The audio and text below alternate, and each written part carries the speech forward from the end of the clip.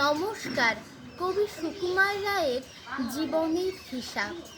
বৃত্তে বোঝাই বাবু মশাই, চড়ি শখের বোটে।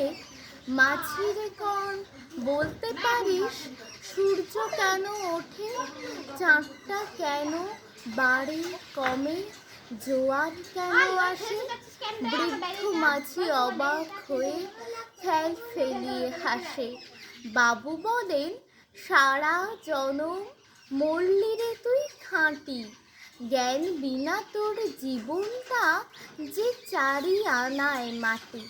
খানিক বাদে কহেন বাবু, বল তো দেখি ভেবে, নদীর ধারা কেমনে আসে পাহাড় হতে নেবে?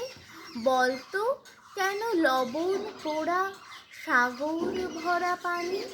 মাঝি সে কয়, আরে মশাই অত কি আর জানি। বাবু বলেন, এই বয়সে জানিস নেও তা কি? জীবনটা তোর নেহাত খেলো অষ্ট আনায় ফাঁকি। আবার ভেবে কহেন বাবু, বলতো ওরে বুড়ো, কেন এমন নীল দেখা যায় আকাশের ওই চূড়ো? বলতো দেখি, সূর্য চাঁদে গ্রহণ লাগে কেন? বৃদ্ধ বলে, আমায় কেন লজ্জা দিচ্ছেন হেন? বাবু বলে, বলবো কি আর, বলবো তোরে কি তা?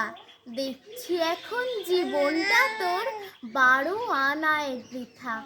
খানিক বাদে ঝড় উঠেছে, ঢেউ উঠেছে ফুলে। বাবু দেখেন নৌকাখানি ডুবলো বুঝি দুলে। মাঝিরে কন, এ কি আপদ ওরে ও ভাই মাঝি, ডুবলো নাকি নৌকা এবার, মরবো নাকি আজি? মাঝি শুধায়, সাঁতার জানো? মাথা নাড়েন বাবু।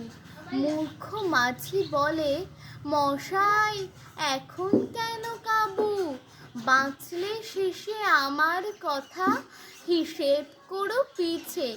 তোমার দেখি জীবনখানা 16 আনায় মিছে। নমস্কার।